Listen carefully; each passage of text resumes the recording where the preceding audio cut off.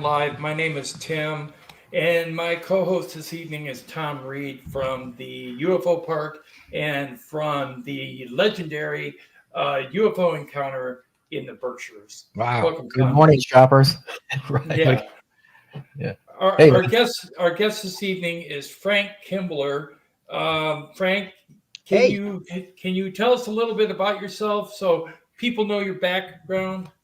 Oh, sure. Absolutely. So I'm Frank Kimbler, and I am from Roswell, New Mexico. I've been here for about 12 or 13 years now. I teach at the New Mexico Military Institute, and I am assistant, actually now not assistant anymore, associate professor of earth science. So I teach high school, and I also teach on the college side. And Roswell is kind of a passion for me. I go out and look for little bits and pieces of metals. I try to use my geology background. I am, in a previous life, I was an oceanographer for several years. I've also worked as an oceanographer for the National Oceanic Atmospheric Administration. I have worked for the in Arizona as a state mining engineer, and I'm an active instructor, teacher at a well-known military school. So I enjoy doing that. And in my pastime, I still go out prospect, and I love to go treasure hunting. And I'm an amateur radio operator, so I know a lot about electronics. I do all kinds of stuff, sort of a jack of all trades. So it makes me, and I love doing the UFO stuff. It's great. Gotta say, I used to operate a ham radio too, and my call letters were Whiskey Baker 9 Delta India Echo. So That's cool. I used to be on a ham radio for a while, and I got my voice license about 10 years ago. Cool. That's about the same time I got mine. I'm WS5DZZ, Whiskey Sierra 5 Delta Zulu Zulu. Gotcha. Maybe I'll hear you sometime if I get my radio set up where I'm at now. Anyways, tonight we're going to be talking about the Roswell crash debris field and what Frank found. So, Tom, Yeah. I know you have a question sitting in the back of your mind, so go ahead. No, I just wanted to say that I've actually seen the what we're going to see tonight in person. I've been there with Frank at the museum where he showed a lot of what he's going to have tonight for everybody. I don't know if it's everything. You probably bought a little bit more maybe, or pictures of other things as well, but it was actually kind of interesting to actually see it firsthand. So it's kind of a treat, I think, because it's I know Frank, and I know that he's a man of his word, and he's the whole bit. So when he shows me this stuff, I'm like, yeah, I'm buying into it. I like it. It's kind of cool. So but first, before we do that, I think Frank and I took a picture together a while back. Do you have that by any chance? Do you because Yes, I wear a lot of white. I think I was wearing. Uh-oh. There it is. Yeah. Who's that masked man? Yeah. I got a beer belly there. I got to back down on the. Wow. Yeah. Oh, you and me both, mixed drinks. I've got to lose at least 20 or 30 pounds. I've put on probably about 15 pounds from this picture. So that's from the Roswell Museum, the famous international UFO museum in Roswell. Where I saw the pieces from the wreckage. So, yeah, I think it's going to be quite a treat for everybody. So, from what I understand, Frank, you're connected to the Roswell Museum, aren't you? I work with them. I do investigative work for them on occasion. The UFO Museum calls me up and says, "Hey, you know what? People have seen this or they've seen that." Sometimes I'll look at videos that people have made. They ask me to look at a number of things. I don't get calls from them all the time, but I do go out and do.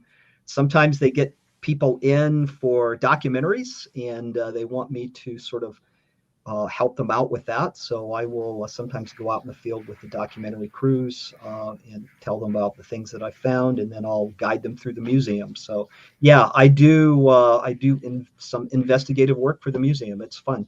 And your son too. I think he runs the AV now and then. He helps out with the audio video. He doesn't do that much. He does during because he works with me over at the Military Institute, but he does the computer work over there. He's like computer manager for it. but yeah, during the UFO festival, he's over there doing. My son is working, keeping all of the speakers able to talk on the equipment. That's what he does. That's his forte. Yeah. Okay, I gotta say that I'm very interested in the fact that you were researching the debris field. Who sponsored that research? Nobody sponsored that research. The story behind that is when I first came out to Roswell, it was probably 6 months before I even visited the UFO museum. I went in the UFO museum, started looking around, and I'm going, oh, I see lots of pictures on the wall, but I don't see any physical evidence. And so I read all the books, watched all the videos, and said, you know what, I'm going to use some science, and I'm going to use what I know. I'm good with the metal detector. And I says, I'm going to go out there and I'm going to see if I can find some bits and pieces of this stuff, and it has paid off. I have found 30 or 40 fragments, and not just metallic, but I've also found some plastic Bakelite like material that Jesse Marcel kind of spoke about. It's not talked about much, but it was an interesting thing. I've never found that stuff that you can fold up in your hand and let it kind of go outwards. Like memory metal? Yeah. Yeah, I haven't found any of the memory metal, but I do have a good theory on it. Okay. And a lot of the stuff that you found, I think, wasn't it 6 or 8 inches or whatever underground? Some of the material, I think the average depth of that stuff is probably 2 inches, but I have found stuff as deep as 6 or 8 down. So it takes, and that's out in the desert. And so it takes a little while to accumulate 6 or 8 inches of dirt. So it's old stuff, and you can tell. Yeah. Don't you have, I know I don't have it right now, but don't you also have photographic evidence of a gouge in the ground in the debris field? Now that gouge and that photographic evidence was basically discovered by the University of New Mexico during an archaeological dig, 2000 and God, I forgot what date that was. I should know the dates on that. I know that Don Schmidt's going to get on my case about not knowing the date of that dig, but it was like the first archaeological dig that they did out there. And when they did see excavations, they did find evidence that there was a gouge out there, and that is that's documented. They've got that, so that's there. Okay, so it is there. Yeah, I saw that Don Schmidt indicated where he thought the disc had actually crashed to the University of New Mexico before they actually went out there and started excavating. I watched that video earlier today, so I know what you're talking about. When you went out there with Jesse Marcel Jr., what did you talk about and what did you find? That was an interesting trip. I spent probably, it was 2-3 hours out to the debris field and 2-3 hours back, and it was a wonderful opportunity for me to chat with Jesse Marcel Jr. about what he saw as when he was 10, 11 years old, that was laid out on the floor of the kitchen table of his house, and it was pretty amazing. And I asked him if the material that I had kind of represented that material or sort of looked like the material, and he says, yeah, a lot of the stuff that you have looks like the material that was laid out on the table, and I got pretty excited about that. And you know what? I think he was excited too about just to be out there and to see where that had taken place. So it was pretty fascinating for him, and just the conversations that I had with him. He was a very he was a doctor in the military, and he's a very honest man. And I've read his book as well, and he's a very honest, very straightforward. You know what? I believe his story. What he says is the bona fide God's honest truth. I don't think it's distorted any way, shape, fashion. I recommend everybody to go out and grab his book and read it about the details about what his experience that he had with his dad and what happened with the government and everything. That it's amazing. And I had that firsthand account coming directly from him. It was an amazing experience for me. We got lucky enough on the channel to interview Jesse Marcel III recently, and he kind of handed down the same story. or narrative, and he confirmed his father's experience. Yes. Absolutely. Tom? I had my mic off. Yeah, and actually, I had the pleasure of meeting Jesse Marcel Jr. About 4 or 5 years ago, and as well as his daughter. Yes. My God, I can't remember her name. Is it? Oh my God, son of a gun. What's her name, Frank? Yeah, Don't ask me. The older I get, the more I forget. I can't remember her name. That was in the parade with her. We were beating each other over the head with balloons and stuff. It was a lot of fun. So anyway, yeah, I find this incident, more than just intriguing, because I think it's really the case a lot of people could hang their hat on, and there's so many things about it that if there wasn't an actual or bona fide crash, the response and the aftermath and the amount of troops and the things that happened would never have taken place. It's too much money for our military to spend. You know what I mean? You know what I'm talking about? There was a lot of effort put in there to clean up and to hide things and to backtrack, and there was just too much money invested in a balloon accident. You know what? In addition to Jesse Marcel Jr., which I was honored to be able to spend some time with him, I also was able to talk with and extensively with Frankie Rowe, which was it was her grandfather, I believe, that was out there as part of the fire brigade, fire trucks that went out to the out to the debris field. And when you talk to her about her experiences and the threats that were made to her by the military officers, she cries. She cried, and it was really tears would come to her eyes. Now, interesting thing, I showed her the material that I had, and she said, that doesn't look like the material that I saw. The material that I saw, she saw the memory foil stuff is what she saw. And she says, well, what you have doesn't remind me of the memory foil. She said the stuff was more liquidy. And so that just goes to show you that, you're going to get different ideas. And I'm honest, she says, hey, your stuff doesn't look like the stuff that I saw. But Jesse Marcel Jr. said, yeah, it does look like that. So, if you go out to any crash site, you're going to find a multitude of different types of material. Sure. A modern day crash site today you're going to find probably a dozen different types of alloys and different kinds of plastic. And, if you've got an alien spacecraft, you're going to see the whole thing. So it's oh yeah, you have a car accident, there's going to be everything in there from it's everything in the world. Engine. So yeah, it's just, where you found it and how deep you dug for it and, exactly where it was. And I think that's quite telling. I mean, we kind of touched on this a moment ago, but you're not going to find a soda can, 6 inches in the Mexican desert out in the middle of nowhere, underground. So there's and the other thing too, there's a lot of land out there. And so for you to find that spot and be able to find something is remarkable in itself. I mean, there was a lot of cleanup there. There was the story has it, and of course Don Schmidt talks about this a lot. He uses the phrase, if it's not moving, bag it. When that cleanup crew was out there, they basically were down on their hands and knees crisscrossing the desert trying to pick up every little piece. But no matter how, I don't care what they say, no matter how hard they looked, unless they went out there with bulldozers and scrapers and removed the first foot or more of ground, there's going to be material left over. That's all there is to it. I've been out to to what I would consider a top secret crash site, which was the Broken Arrow site for outside of Albuquerque.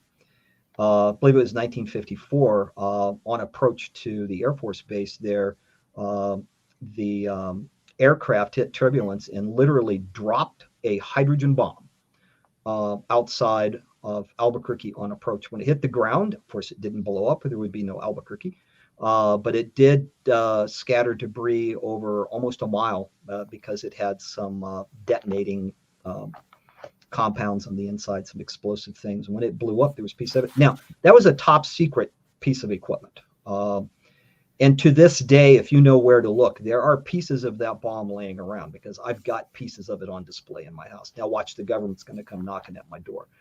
don't really care, but I've got fragments of that hydrogen bomb, including some of the electronics from the onboard electronics from that device. So guess what? That was a top secret piece of equipment. They would have gotten every single scrap of it, but they didn't.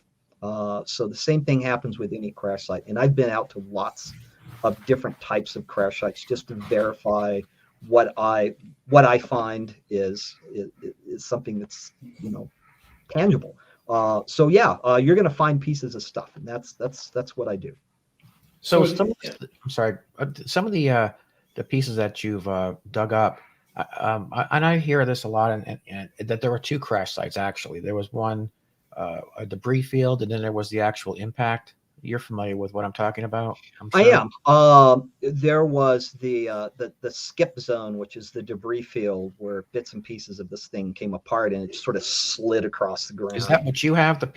Those are pieces from that skip zone. That basically it spread debris over. Oh my gosh, it was probably half a mile long, several hundred feet wide, that it just sprayed stuff all over, which is typical of what you would find in an aircraft crash. It's big. It wasn't just in a small area. But then farther on, and it's on private land, it was the old Martin Ranch, but the remainder of the craft made it that far, and that's the secondary crash site. That one, I know that Don wants to do a lot more research out there. I've been out there once with him to do a documentary, and there's a lot of work that needs to be done on that particular site. At least these people are amiable to having us go out and do some research on their property. They're very, very nice about it, and so that that location is something that we need to do more work on. So the first skip site, that's where this debris came from? That's what's called the debris field, absolutely. And that is where all this came. Now, according to the story, there wasn't that much debris at the other site.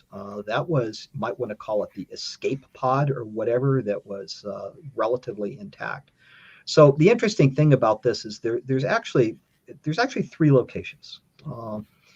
And I'm liable to get a nasty gram from Don if I'm not right on this, but there's the debris field, which is where my metallic fragments came from, and I've got some pieces of Bakelite-like plastic from out there too. So I've got that. And then a few miles farther away from that, towards the northeast. I got to think directions where I'm standing, but it's towards the northeast of that, a few miles away, there the bodies were found. And then if you go a little bit farther, that's the crash site that was on the Martin Ranch. If they would have gone a little bit farther, they probably would have crash landed right in the middle of the road, but they didn't. They crashed on the Martin Ranch, and so that was the old Martin Ranch. So that's kind of the story behind that. Now, I don't know anything about the alien bodies. There were supposed to have been 3 of them that were found out there, and maybe they fell out or ejected from the craft. I have no idea. And I don't know anything about the secondary crash site, other than there was not very much debris found out there, not like what was found out at what's called the debris field, or the primary crash site. That's where the object exploded, and maybe it was lightning, maybe it was radar. Who knows what happened to it? But the shell, whatever was around that thing, disintegrated and just scattered stuff all over the place. And then, if you want to call it an escape pod, it made it the rest of the way. So my question is, what the pieces that you found, and then of course when you spoke to, Jesse, there was a difference in the type of material. So my question was, the foil-like material, was that from the same first crash site or impact or skid? Were they, what part of those 3, where in that? Okay, so the debris field, which is the main crash site that everybody talks about, that's this site right here. This is the just beyond my vehicle. That is in fact the debris field. You can look at the starkness of that. There's not much out there. And by the way, that bush you see is still there.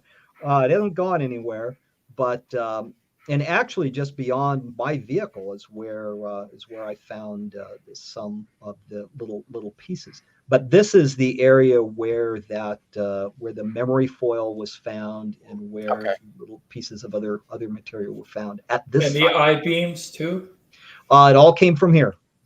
Okay. Like I said, the other site didn't have much material. All of the pieces that you hear about and you hear people talk about all came from this site. You're looking at it just beyond the car. And actually, the car is kind of parked in part of it. So, Okay. Cool. So did the craft come in from the side like your car's placed, or was it more, did it come right to left, or do you have any idea? it came in. Let's take a look at this. It right from the right side of the screen towards the left corner. Yeah, it's basically from right to left is the way that it came in. Okay, so my next question would be, they obviously recovered the bodies. How, so there were, I would imagine then, government looking at 3 different locations at the same time, which might have been why there were so many troops there. As far as I know, they spent a lot of time at this site, and they spent a lot of time at the Martin Ranch site. I don't know about the alien body location. I have no information on that. Jesse Marcel told us that when they were out collecting the Project Mogul balloons, that they could fit into a garbage can. So there is no way something that is a half a mile long and several hundred feet wide for a debris field is going to fit in a garbage can. And according to what I understand, it was transported by 6 4x4 Army trucks to the airbase. There was a lot of material that came from out there, lots and lots. And no, and you know, you hear a lot of anecdotal things, but I don't know about the garbage can thing. But I know that Mogul radar train it's not very big. I mean, it's big, it's long, but if you were to take all of those bits and pieces and crush them up, you could probably cram them into a big garbage can. There wasn't much to it. Right. So Mogul pretty much is ruled out. Plus those crash test dummies that they were talking about, the ones they show on the hangar. Oh yeah. They look like they're on metal hangers. Yeah, they think those are the alien bodies that were found. You know what? I don't believe that story. In fact, it sort of ruffles my feathers when people talk about the weather balloons and the anthropomorphic dummies. Dummies. That's a good word for it. That gets me going. It gets me kind of hot, and I don't like it. Right.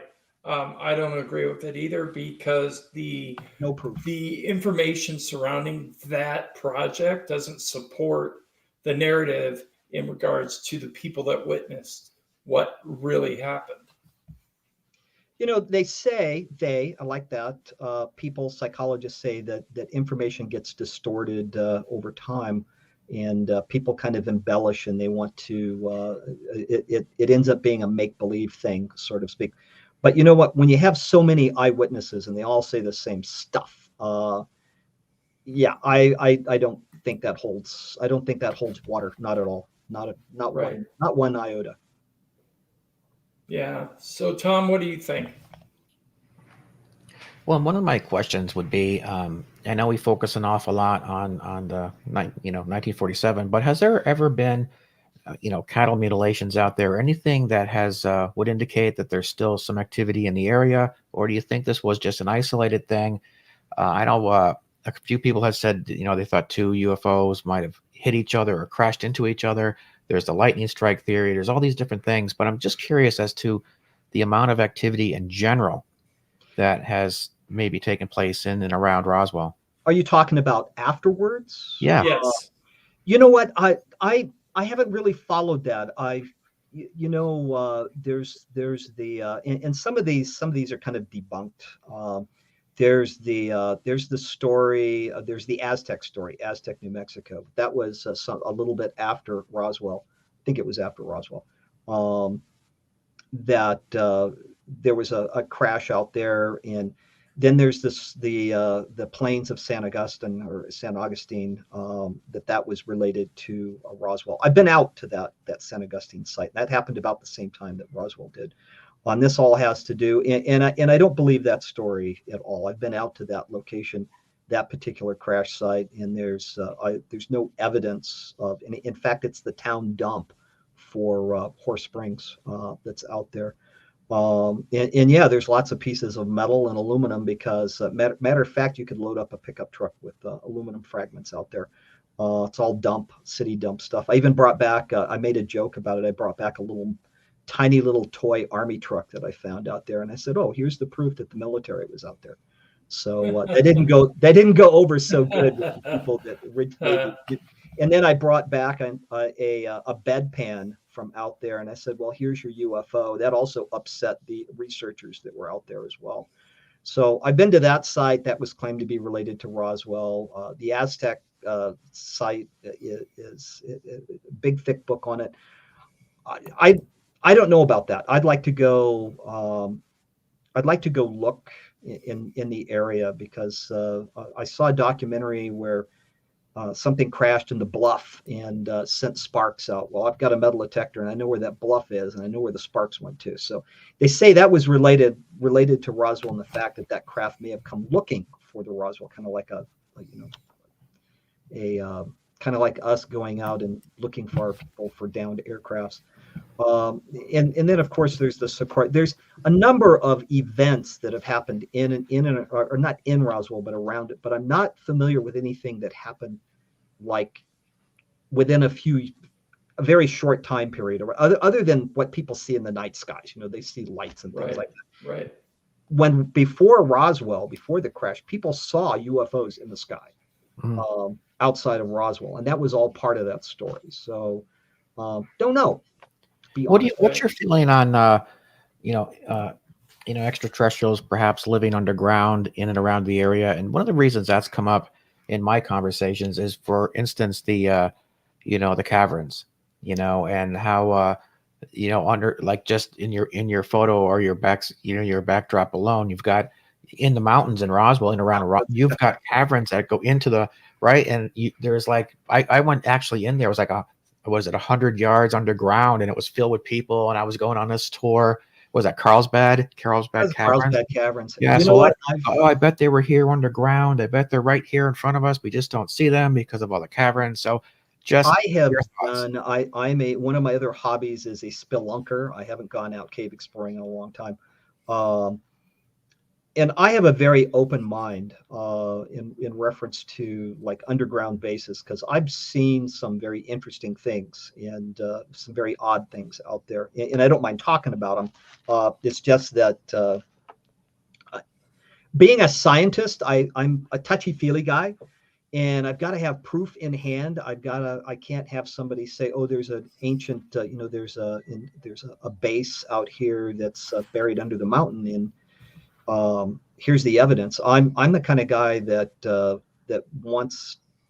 I want to hold it in my hand and touch it and feel it. So I'll have to go out and look at it.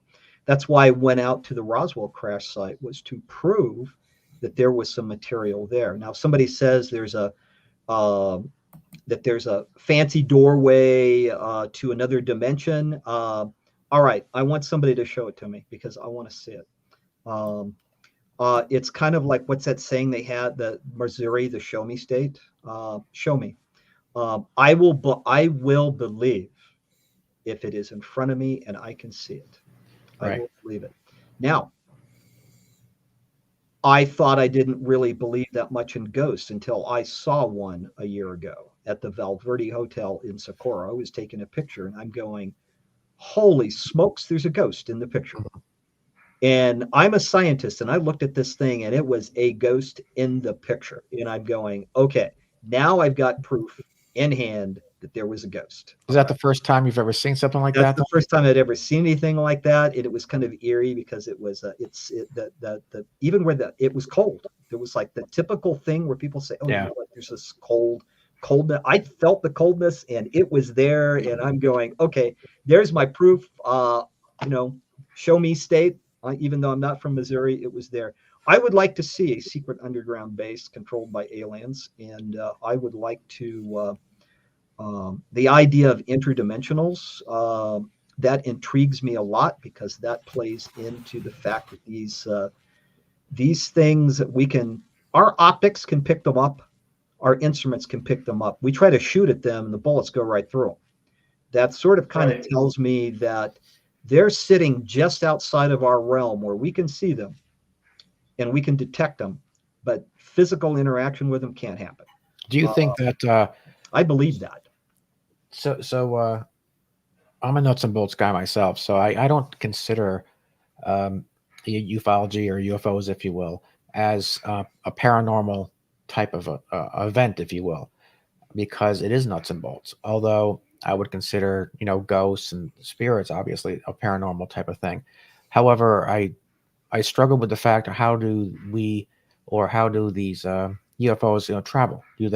Is there like a tear in the sky? Is there a paranormal type of way that they travel? But the actual physical part of this is very real. It's very nuts and bolts. So in your eyes, do you think that UFOs are a paranormal event or not a paranormal? Boy, that's kind of a loaded question. So Yeah, it is. And you've talked about, you just mentioned a couple of things there in reference to that. I go to sleep at night, and sometimes I'll think about the how these things are propelled. What method? You know what our military has tracked these things, and we've got awesome pictures taken with the gun cameras on aircraft, and you can hear the pilots talking about these things flying. They don't leave any wake. They don't have any heat signatures from infrared, from propulsion systems. These things are using a technology that is absolutely incredible. And I think we're missing, because there's so many different types of UFOs and apparently they're all using the same type of propulsion system. We're missing something. There's something in science and physics, quantum mechanics perhaps. There's something that is probably very simple that we just keep missing, and they're using it. They have an unlimited source of power for this. Some of the tricks and some of the things, call it tricks if you want, to be able to make right angle turns and to do stuff that would tear our pilots apart if they were to do those types of things. Right. But these crafts are tapping into, number one, an energy source that we don't know anything about. And they're able to do things that are outside our realm of physics. And we almost look at it as if it's magic, but I think it's something simple. Well, it's like they travel in their own self-contained or made bubble. Maybe another dimension. Maybe they are. Maybe they can. I had a crazy idea one time when I was really little, because I was interested in UFOs at a pretty young age. But I said, I got to thinking about how these things can make a right angle turn. So what if you have a UFO that's traveling along and you simply change the time frame or change the dimension, and then while you're in that dimension, you change your direction and then pop back into the one that you're at? It would give the illusion of making a right angle turn when in fact you didn't do it. You made that turn in the other dimension. Cool. Interesting idea. Science fiction? Yeah. I don't know. So like I said, it actually is it paranormal? No. Is it science and physics that we don't? I think it's all physics. Yes. I think it's tied to string theory as well. I like that. In regards to the fact that if you bring two strings together, right, they can blink out. When you see the ships blink out and they're gone, and then they blink back real quick, it's like string theory because the strings come together and they don't have a big distance to travel. So if they're going into a different dimension real fast and coming back out, it's like a moment of time. It's just a bending of space. Yeah, bending of space. Yeah. You know what? I saw a little note from one of the people watching the show that talked about being maybe out of phase, and I was thinking about in reference to the battle Los Angeles, where they had the UFO illuminated, and they were firing 1,500 rounds into that thing, and it did nothing. That's because it was out of phase. It was not. It was. I mean, we could see it. Our radar could pick it up. We could shine a light on it, but guess what? We couldn't shoot at it because it was ethereal. How do you like that for a word? Yeah. Yeah. And Go ahead. I'm sorry. I actually heard there were 3 objects that night at that same location. There was the big one that they were firing at, and two others that were hovering just above it, and they didn't hit them either. Yeah, isn't that that's amazing when you look at that? So not magic, just physics that we don't understand. Right. Right. So when my father and his attorney Robert Blechman spoke at the United Nations Symposium in 1992, yeah, regarding our case and the Hudson River Valley and Cash and Landerman, my father brought back a lot of documents. I don't know if you know this or not, but he was a politician and a lawyer and so on and so forth. And he brought back some documents that I still have to this day that there was a lot going on in 1974. There was a lot of information shared internationally at a symposium in 1974. And a lot of those documents I have copies of, and some of them talk about an incident in Mexico where these pilots were chasing what they referred to back in the day as Foo Fighters or whatever, and they were paralyzed to fire on these UFOs that they had seen in Mexico. And so, to me, that tells me that there has been so much hidden, so much suppressed, that we knew damn well back in the 70s what a reality and what this subject meant, because there were actually documents that stated how UFOs were as much of a danger to the United States and America and in our world in general as we are to them. And when I see you again, I'll actually bring those documents with me because I'm sure you might like to see those, but I don't share that much. And you know what? It's kind of fascinating because the United States hides that UFO stuff was, and it still is. They've gotten more open about it, but the United States, they put it under that envelope of national security for that. But other countries of the world are much more open in their UFO. I know Belgium has a very open UFO. I know that Argentina and what is it down in Brazil? They freely disclose everything. They don't mind sharing what they see because that's what a lot of these papers were. They weren't from the U.S. They were so they were being shared. We've gotten more open. I want a copy of this. There are other countries that are certainly more open, and we're very closed when it comes to the UFO stuff, and that's a fact. Although we've gotten more open lately because of all the things that were released, all the little videos, those which were pretty incredible. I gotta say this to you, Frank. Why is it that when there's a UFO crash in another country, automatically United States flies in with a USAF transport plane and transports the disc and occupants out of the country? I've heard those stories. Why is it our job to do that? I have no idea. Who knows? Maybe there's some organization that the whole world belongs to investigate this stuff. I have no blasted idea. Kind of makes you think, Yeah. And if it does go to the U.S., where are they? Because we just interviewed James Fox, and he was talking about the Virginia, Brazil I know James. UFO crash. Yeah, he's nice. And he told us about the 3 running around the city, 2 of which were captured alive and 1 that passed. And they were all taken by a USAF jet to the United States. Wow. See, I don't know that. And I don't know that's, I've heard that story, but I don't know the details behind that. And I don't know, like I said, I don't know why a country would do that unless they're scared or unless they have some, or unless we were involved with it to start with. I have no idea. Who knows? Kind of like they knew they were tracking it from the United States to that country, and then through some type of unilateral agreement, remove the bodies and the ship. Maybe they knew how to handle it, and that country didn't. Well, that unified effort would have been General Assembly 33-426, which was something that was revisited in the 90s too, for all our countries to share their information together, and that was actually first put forth in 1974, which is why these documents were all put together in 1974. The United Nations Symposium, there was at the United Nations Symposium, I think Stanton Friedman was there, Linda Morton Howell was there, along with our family's attorney, Robert Blechman. And it was held by Mohammed Rabadin, who was the head of the Parapsychology Society at the time. And General Assembly, or GA 33426, was originally the idea for all our countries to filter their information to the U.S. and to share it. So I'm wondering if it finally, in a sense, got adopted. It might have. It might have, but I do know there is a group of there's an elite unit called the Blue Berets that actually respond to UFO crashes. I've been researching them for years, trying to get more information, and I can't because it's like everything is blacked out on their unit.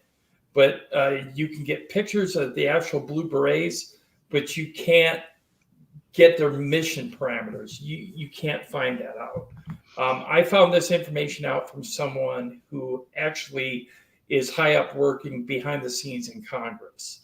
You know what? I try to.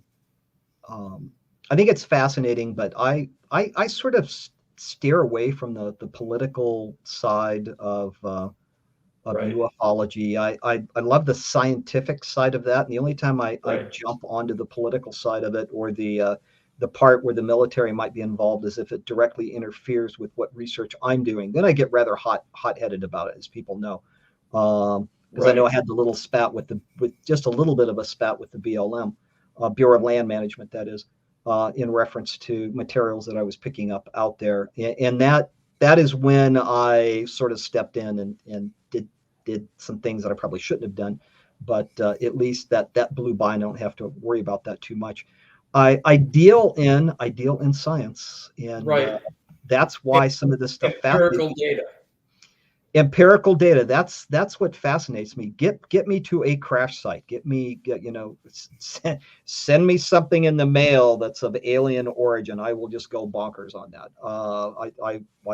Like I said, I got to have that touchy-feely stuff in my hand. Okay, we're going to showcase some of the things that you found in that debris field, starting with this image. Oh yeah, this was. I remember when I found this one. I got pretty excited about it. I actually still have this, and this particular fragment is kind of typical of what's found out at the debris field. It has it's gray in color. It's twisted and mangled up. When you look at it under a microscope, it has little craters in it. They're explosive craters, from as if it's been through an explosion. The edges are melted a little bit as if it's been through an explosion. This stuff is fascinating. This piece is one of my favorites. And no, it's not magical. It doesn't like fold and unfold, but it is one of the fragments from out there, and this is one that has been analyzed. And what happens is, when you get the analytical data back on this, the analytical data shows that it's very similar to our aircraft alloys, but it doesn't seem to fit into the catalog. In other words, there's a big master catalog. When you look at the chemistry, it doesn't quite fit as being ours. Is it made out of something exotic? No, it's an aluminum magnesium alloy with some copper and manganese in it. And it's got a few other sometimes exotic things that show up, like India. But isn't it safe to say, Frank, that there's only so many alloys? We've got gold, we've got copper, we've got metals are produced by heat within our Earth and within our planet, and almost all our planets are made up kind of the same way. So there's only going to be so many properties, so many, right? That is true, and it's how you mix this stuff together is what makes it unique. It's how you mix it together. So the aluminum alloys that we have today, and I've studied a lot about aluminum alloys. You can tweak one little thing and take something that's so incredibly soft and make it harder than steel. You can do a lot of things with metal simply by tweaking the molecular structure on the inside, and changing the chemistry just a little bit. You can take stuff that's incredibly soft and make it really hard, or stuff that's really hard and make it really soft. And all you do is change a few molecules of elements on the inside. We're still tinkering with stuff. Yeah. Well, take a meteorite. Have you ever looked into a meteorite? I mean, palatine. I think palatine's the green the stuff that you find in that turns, the meteorites or what have you are green, and they look really pretty, almost like a peridot. Yeah, that is actually peridot on the inside of those, which is part of the stuff that makes up the planets. But that's what I love about looking at this stuff, is it's unique, and I think you've got a couple of other pictures there too. Yep, here's another one. Yeah, this is very similar to the other one. This one's been cut because this one was heavily analyzed. So this one, and you can't tell, but if it was flipped over, there would be it would have a curl. So to it, and I should have included the picture of the explosive curling, which is unique to things that have been stressed by an explosion. So I do have evidence this material's been through an explosion. It's been through high heat. That evidence is pretty easy to recognize. And like I said, some of the alloys are just, the alloys have chemistries that don't quite match what we have, but it's very close. Right. Okay, and then we have your group picture. Oh, these I like these. Some of these were analyzed on Ancient Aliens. This is kind of a nice little suite of what this stuff looks like. It's old, it's buried, it's corroded, it's twisted and mangled up like you would not believe. Typical of something that might have been through a catastrophic explosion of some kind. We found some unique elements kind of mixed into this that's actually on the inside. Not on the surface, but we've actually found carbon on the inside of this. Which might indicate that it has been through an explosion. There's been some indium found in this, and one of the really odd elements that was found that sort of, and I think it came off the surface, was an element called barium. And barium was not found in all of the specimens. It was only found in a few, and the barium was a particular isotope that is part of the fallout from some of our nuclear testing here in New Mexico. So it sort of marks the time, but I don't think it had anything to do with the alloy. I think it was something that was just on the surface that was there from it being buried. That was kind of a unique feature that they didn't talk about on Ancient Aliens, but they did talk about the carbon and the weird little shapes that we found on the inside of those metals. Yes. Could any of the debris that you found been from the nuclear testing rather than from the ET crash? No, I know that alloy. I know the alloy that was used in the manufacture of our nuclear weapons back then. So that was one of the first. So that's ruled out. Including all of the V2s. Let me tell you what I've looked at. I've looked at the alloys for nuclear weapons casings. I've looked at the V2 casings, the buzz bomb casings. I've looked at the Horton brothers flying wing, the alloys that were used on that, and I've compared it against these, and they don't match. So I've gone through the whole. I'm pretty meticulous when it comes to figuring out what this stuff is. It ain't ours. So that's basically what it boils down to. It ain't ours. Cool. Here's another image. Oh yeah, this is as it was dug up, twisted, mangled up. This was not buried quite as deep, but it was basically the same twisted, mangled up stuff that I always find out there. Very cool. Very interesting. By the way, I have a theory about the memory foil. A lot of people ask about that. Yeah. So you all are familiar with mood rings, the old mood rings, you put them on, they change color. And that is that you're putting energy into it. And so it changes the molecular structure of this. So the idea that I have, and I actually spoke to a physicist in reference to this, I says, could you make a metal that could morph and change? He says, yeah, you could do that. He says it would take a lot of energy. He says, but you could change the molecular structure of almost any kind of alloy with an electromagnetic field. And if you could keep that magnetic field there, you could change its structure in the way that it kind of gets. And by temperature. Manipulated it around. So the idea that I had about the Roswell memory foil is because, and this is what made me think about this. Let me back up just a little bit. People that went out there weeks and years, I think it was a year, months after that crash, the animals, the cattle, the sheep would not cross the area. where that stuff was laying, even after it was picked up. The idea is that animals are very sensitive to all kinds of radiation, more so than we are. They knew something was there. But my idea is that this material had some kind of electromagnetic radiation that allowed it to fold and bend. But after many months, that radiation disappeared. It's sort of, it's kind of like a typical half-life, what they call half-life of radiation. That radiation just disappeared. And the metals reverted back to their normal state, which basically means they look like common everyday alloys that we might find on Earth at an earthly crash site, except the chemistries would be different. That is my idea. It was a change in the electromagnetics, and it finally just weathered away and went away. I'm really glad you mentioned that, because I've had some thoughts about that too. And I'm not sure many people are aware, but we actually have metals that are transparent now. We have transparent aluminum. Yes. That looks like glass, but it's aluminum. We now can have our speedometer and our dashboard of our car in a glass in front of us, in glass itself. So you can actually program metals and glass. So if you were able to, did you know that? It's yeah. I try to stay up on a lot of this stuff that's Yeah. out there. There's some amazing materials that are. So if that wreckage, if you will, had been programmed to be something else momentarily, it may have locked in when they found it, and that's why it stayed the way that it did. It was basically theoretically told to be that way. That's right. When in fact, the pieces that you found they're pretty thin, right? They're fairly thin. They're very thin. But they're strong still, right?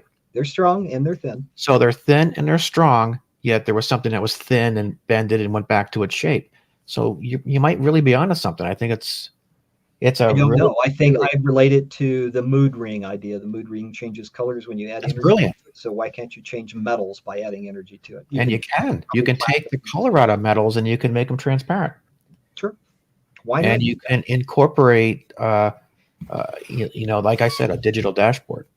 You know what's funny about that, and I have to quote Star Trek.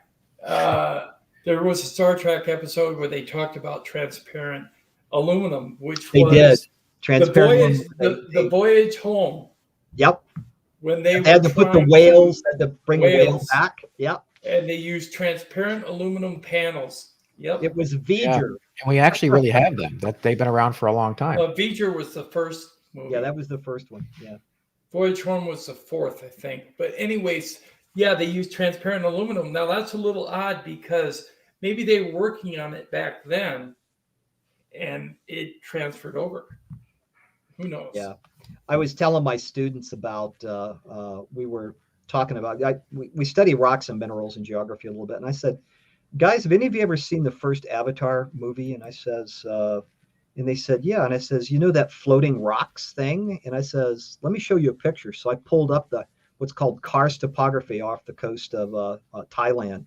And it looks exactly like what they used in that first for the floating rocks. I says, this is where they got the idea at for the floating rocks, was what's called cave or karst topography off the coast of Thailand. It was also featured in a movie called The Beach. It's beautiful. People should go out and look at that. But that's where the idea came from. They're going, really? And I says, yeah, really. So kind of cool. It's amazing. I do have to play something for someone in the chat room. My Flock is Everywhere gave us a donation of $3 to the channel. So I'm going to play her a thank you video. How much does Frank get? Yeah, Frank gets... he gets a water for his next find. Here we go. You're killing me. I absolutely love that. Thanks, Sarah. Really appreciate the donation. Yeah, kudos to the people. That was well deserved. Whoever did that for you. That was My Flock is Everywhere, and she is super supportive of a lot of channels. So I want to give a shout out to Sarah. Good job, well done. Thank you very much.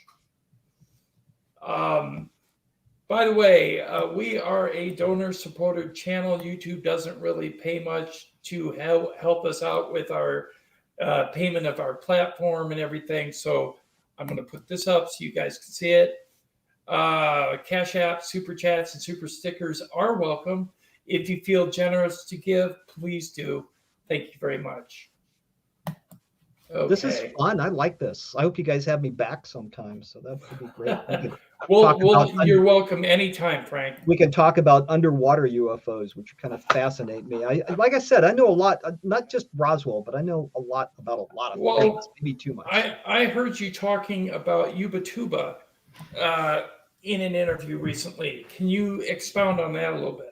I did. Ubatuba is a fascinating story. Those pieces that was found by the people that are on the beach, and they saw the thing come down. There's a lot of people say that thing is a pure, it's a magnesium alloy from a satellite. I don't know. I thought it's a neat story. I think that if provided we haven't destroyed all the evidence, that I think we could use some more modern analytical techniques to probably figure out where that stuff came from. Was it a satellite? Would be easy. Some people think it was, part of the Sputnik group or whatever.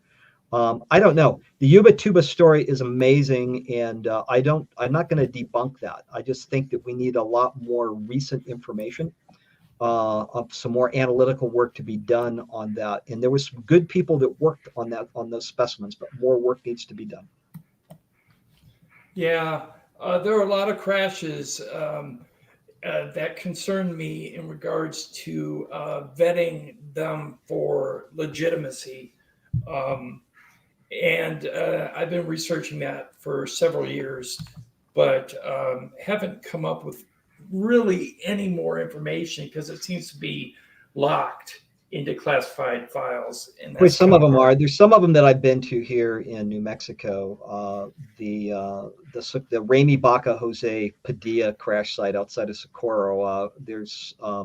I pretty much investigated that, and I shot that one down. People are going to yell at me. I made investigators mad at me on that one.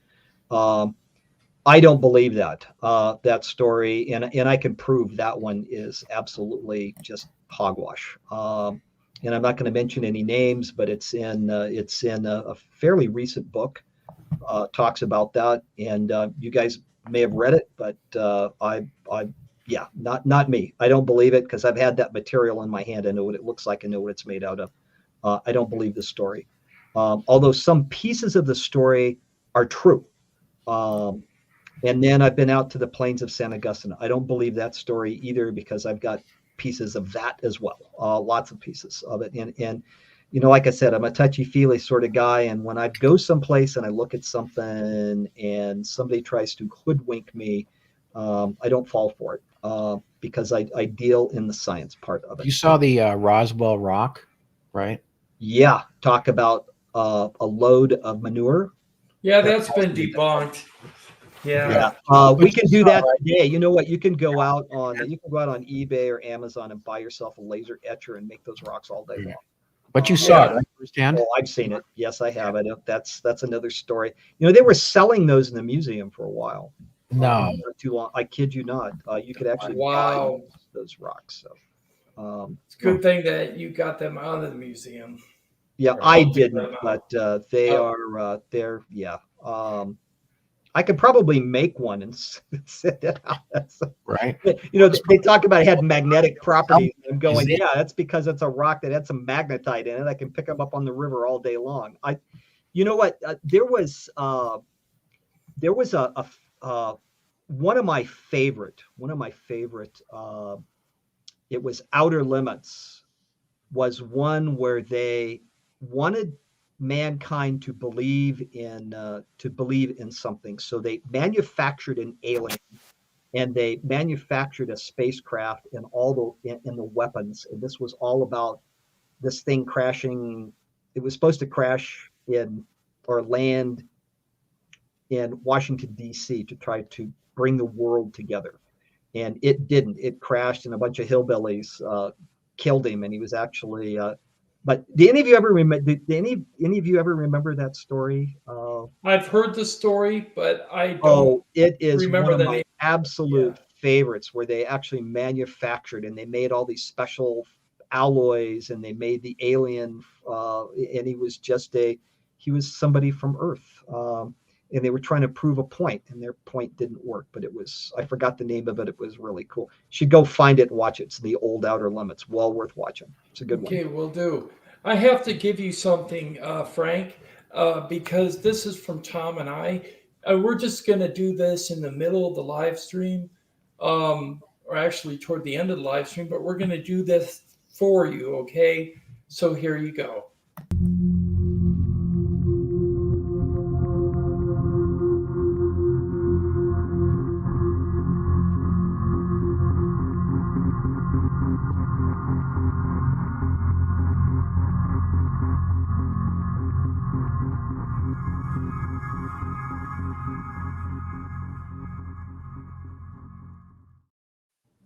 Oh, the UFO over the trees. That one was I loved it. That's creepy. Tom will tell you that his model that's on display at the International UFO Museum, I spent long hours staring at that thing because I could not take my eyes off of it.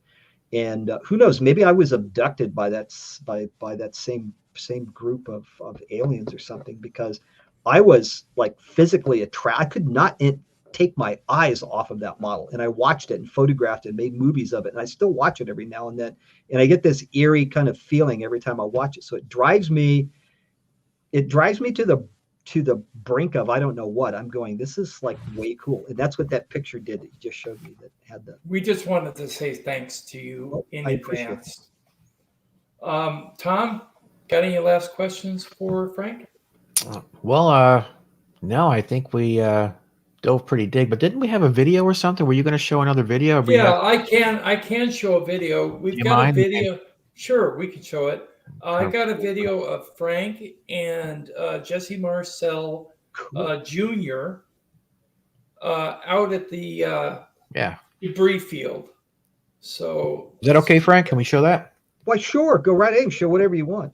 Okay, cool. Okay, I gotta set it up here and we'll get it going. I haven't seen this video in a while, so it'll be kind of fun.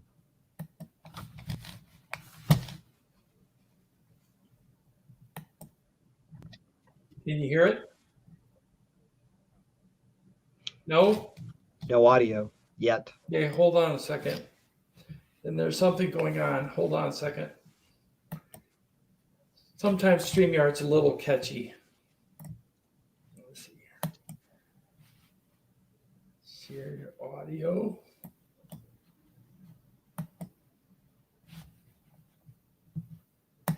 Okay, you should hear it.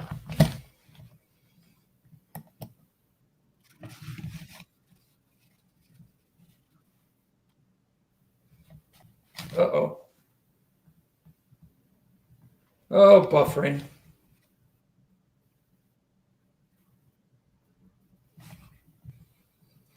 I think we're going to have problems with the video.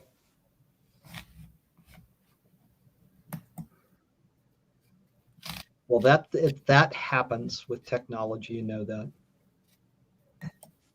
Sorry about that, guys. We're going to have trouble with the video, so I cannot play it. How about some questions? You know, those in chat before we head out. I mean, does anyone have any questions? Yeah, let's do that. Anybody have questions?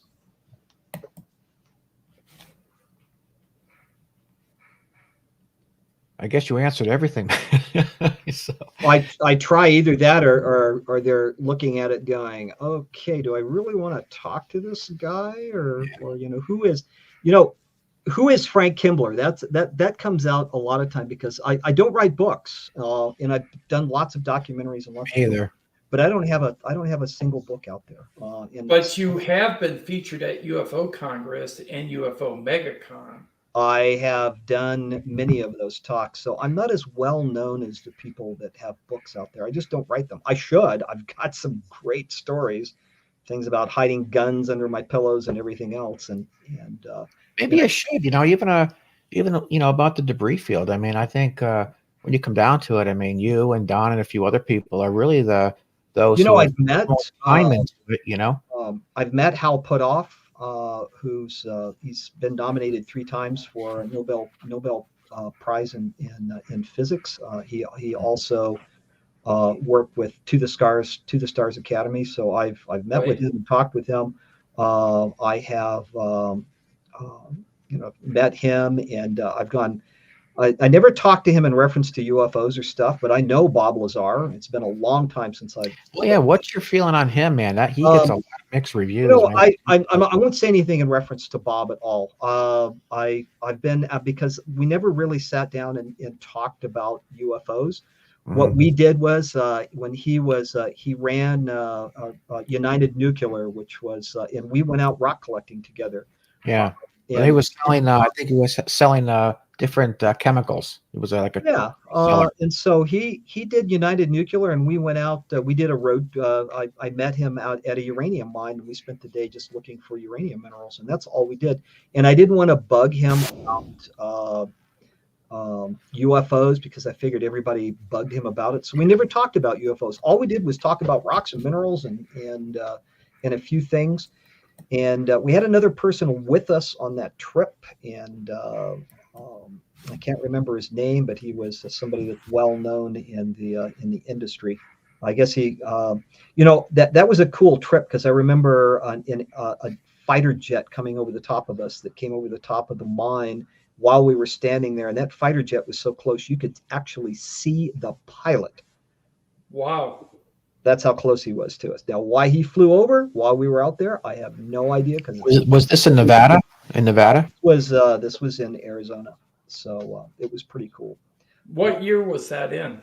Oh my gosh, that was probably 15. I'm thinking that was pretty close to 20 years ago. So it was a long time. Okay, well, that would have been after he came clean with his knowledge supposedly on S4.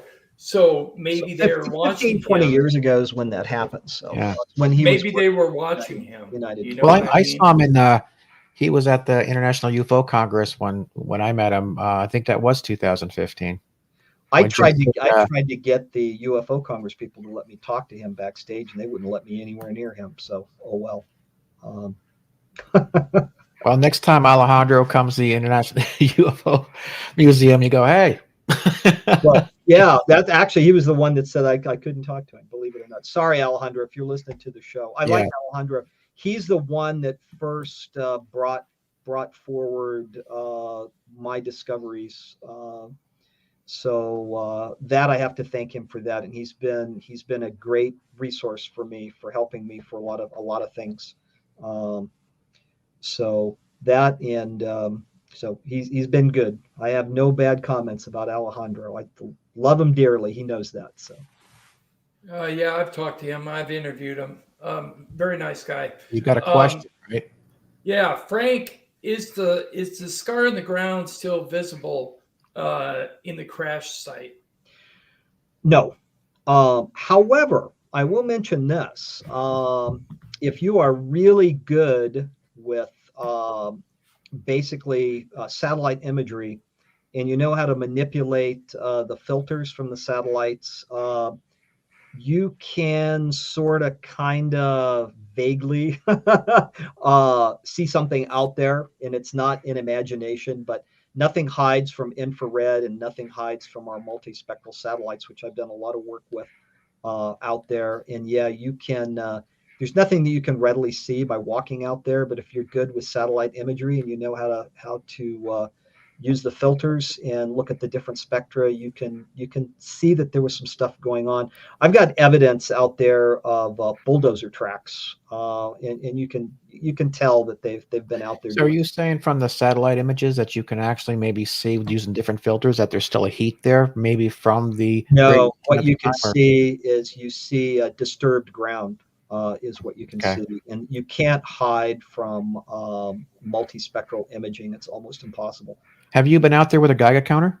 Oh yeah, I've got some stuff that can find radiation on a net at 100 yards, and there's no radio. So you can find the location by using that, the Geiger counter. Does that help you, or is it not enough to? There's nothing out there. Yeah. That's how I found I found other things that are radioactive, but not out there. So there's no from the crash from zero radioactivity. In the what you found elsewhere was that Not UFO. Associated? No, nothing. Okay. Not UFO related. Not Hey, at all. Frank, the farm animals that appeared in that video, the cows and such, are walking over the debris field now. They're Sure they not are. having an issue with it. So that would corroborate your theory about the metal returning to its inert state. There's Because no it's no longer field that radiating disturbs- radiation. Yeah, there's no magical fields that disturb those animals at all. They are there. In fact, they will. The cows will come over because they want a handout. As soon as you drive there, they think you have food for them, so they will go out of their way to try to come over and bother you. So yeah, they're looking for food, but no, they. I've seen lots of animals out there, and they're there. So that would corroborate your theory. So that's why I brought that up. Yeah, no, that's a perfect point. It's a good Yep. point. Actually. Okay, we're going to go around the panel just one more time, and the panel is Tom. So, Tom, do you have any last questions of Frank before? No, we man, I just appreciate wrap you up the coming on, show? Frank. It's been a while since I've seen you, and thanks so much. I mean, I think this was great. I mean, it was. I'm a very factual and nuts and bolts kind of person too. So So Uh, so am I. this I is appreciate your insight and sharing. yeah, you all. This has been one of the better, basically, shows that I've been on. I've really enjoyed this. Very easy, very laid back, and I like that. I like that venue. So I can speak my piece. You guys can speak your piece. We can have fun, and Right. that's what I like about it. We can talk about everything because I'm like I said, We're like a happy hour. You know, we're just kind of I like that happy hour. Yeah. The I got happy the next hour round without, kind of without the thing, you know? booze, yeah. Yeah. Yeah, so we want to thank everybody who watched in the chat room and participated in the chat room. We want to thank everybody who watched online. And from all of us on the panel, good night and see you next week. Good night, guys. Thank you.